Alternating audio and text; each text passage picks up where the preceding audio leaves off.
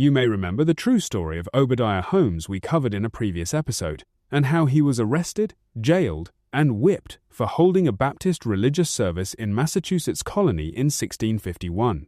At that time, there was no separation of church and state.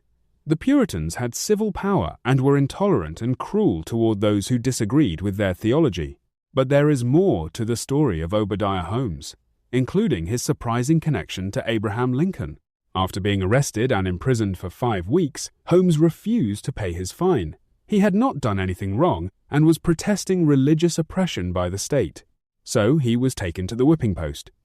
As he was tied up, he spoke to the crowd that had gathered and told them he was about to shed his blood for what he believed. He said, "I am to suffer for the word of God and the testimony of Jesus Christ." After the lashes, which history records were exceedingly severe, Holmes was untied, and bleeding and suffering as he was, he looked at the Puritan judges peacefully and said, "You have struck me as with roses." The crowd was shocked. They could not understand how Holmes could answer his persecutors like this. Obadiah Holmes told them that God had given him strength to endure the punishment and to forgive the Puritans. Obadiah Holmes carried his scars for life, and it was said that he could not lie down comfortably for weeks because of the pain of the whip. But his suffering was not in vain. Many people protested his cruel treatment, including founder of Rhode Island, Roger Williams.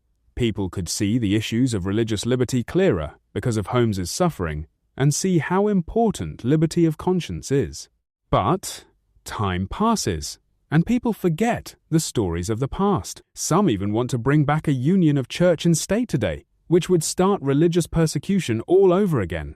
As we come to the 250-year birthday of the United States, these issues have lost none of their importance. Ask yourself, where would America be without Obadiah Holmes? Where indeed? For not only did he help pave the way for liberty of conscience and free speech, and its protection in the Constitution, but Obadiah Holmes was the 5 times great-grandfather of none other than Abraham Lincoln, one of the greatest and wisest presidents America ever had, and who signed the Emancipation Proclamation.